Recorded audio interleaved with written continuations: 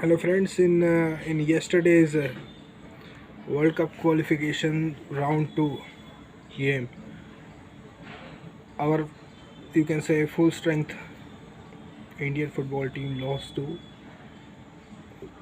a majorly depleted Afghanistan team. You could say this was their third 11 as in C team, and they managed to have 4 shots on target against us at our home ground in Guwahati. You'll be surprised to hear that we managed to have just 2 shots on target in both the games combined. Collectively, we had 2 shots on target, while Afghanistan's depleted yet effective team managed 6 shots on target and scored 2 goals. And our solitary goal was a penalty by our captain Sunil Chhetri. This game puts our qualification hopes for round 3 almost to bed, because now we have to beat Kuwait at all costs. It is going to be a home game for us against Kuwait also, but Kuwait is a much stronger team than Afghanistan. They beat Afghanistan 4-0 in the previous meeting, and now they have to play Afghanistan again, and then they play Qatar. So first of all, we have to hope that Qatar beats Kuwait for the second time. They beat them 3-0 in the previous round. Now we have to hope that they just repeat the performance, and then our head-to-head game against Kuwait has to end in an Indian victory. Right now, us and Kuwait are both on 4 points in the group. We are placed second, while Kuwait are third in the group. So a Kuwait win against Afghanistan puts them on 7 points. An Indian win against Kuwait puts us on 7 points also. Now we have one more game against Qatar. The previous one we lost 3-0. The first half performance in that game was very good. Compared to our 0-0 meeting against Qatar, where we had lots of shots conceded, and Gunpreet was our hero. Now basically we tried to play against Qatar, and we were successful to an extent. We played 46%. Played with 46% possession against Qatar, which was something I thought that this is encouraging, and suddenly in the second half everything changes. And I remember there was 2 goalkeeper errors involved in that game. Amrinder was our goalkeeper, and I don't remember the third goal, but 2, including the opener, were on the keeper. He made 2 mistakes in the game. Amrinder, best goalkeeper, along with TP Rehnesh this season in the Indian Super League. But on that day, on that night, I would say rather, he was not in the mood to put in a performance. Now we have to beat Kuwait to get on 7 points. If Kuwait beats Afghanistan, they get on 7 points as well. But right now we are ahead of them on goal difference, I think, which means we have to if they beat Afghanistan by a very good margin, which previously was 4-0, if they repeat it, then I think the goal difference will mess up as well. So we have to beat Kuwait convincingly as well, if they beat Afghanistan by a very good margin. If Kuwait beats Afghanistan and the game is a 1-0 or something, or that they just be on third after our hopeful win against Kuwait, then I think we can go into the Qatar game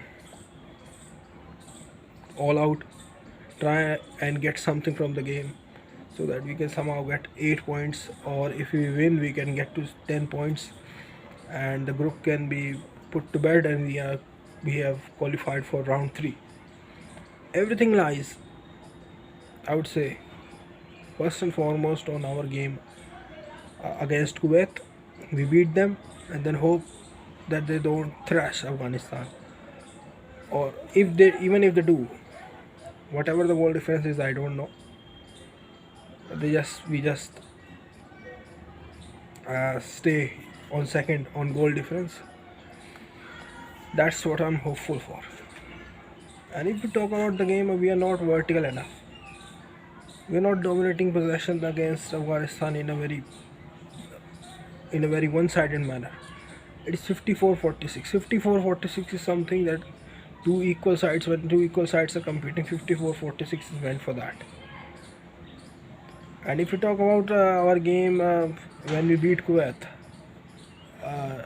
the 0-1 game, I saw our possession was 45%. Kuwait is a counter-attacking side, and our possession was 45, which allowed us to play Kuwait's game against Kuwait, and they were playing a very different game to what their original game is. What happens? We get a goal, Manveer scores a goal, and we win.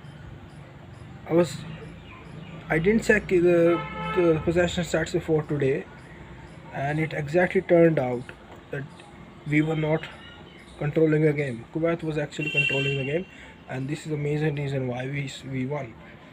If this was 55-45 in our favor, this game would have been 3-0 in favor of Kuwait. So we have to, I think, repeat what we did on our home turf and expect a 2-1, 2-0, 1-0. We just have to beat them. And if we get something more in terms of goals, then it's great. But then we have to be extra in the round 3, because then we will get tougher teams, the 5-0, 4-0 teams. People will be expecting 4-0, 5-0 from those games. We will get a level above Kuwait, a level above, I want to say Qatar, but a level above the usual teams that we have faced under Igor's Stimac. So what I noticed from the game, that we are a team that plays passive possession, and even playing passive possession is not like Louis Van Gaal's Manchester United, that they had 60%, 70% possession. They were not scoring, but we are also not scoring. I think we didn't score in last 5 games, and this game we scored. We couldn't score an open play goal. It was a penalty. Louis Van Gaal's side, I remember 60%, 70%. Louis Van Gaal's Manchester United, they had goal scoring problems. They had many shots, but with passive possession they had 60%, 70%. If we count the Qatar game, we didn't have more than 50, 100%. If we count the Kuwait game, we had 45. In his first Afghanistan game, I think we had close to 50, and in this second Afghanistan game we had 54, I think. 2 shots on target combined in both the games against a depleted Afghanistan team. third best Afghanistan 11.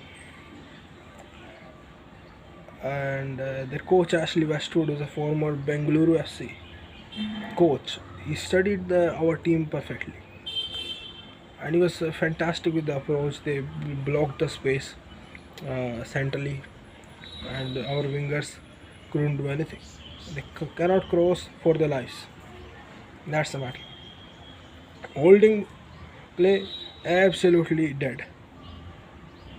Defending, you can see the first goal, the opener, the leveler from Afghanistan. Horrible defending. Just clear it away. I don't know what he was doing. I think it was Rahul Beke.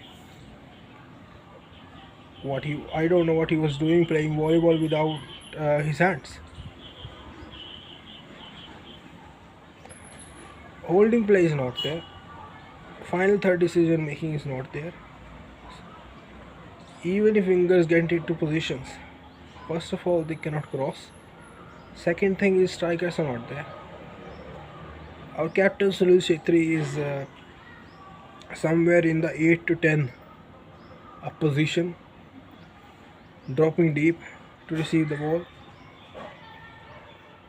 I don't know what happens, and then we have the second striker playing on the right wing, Manveer Singh.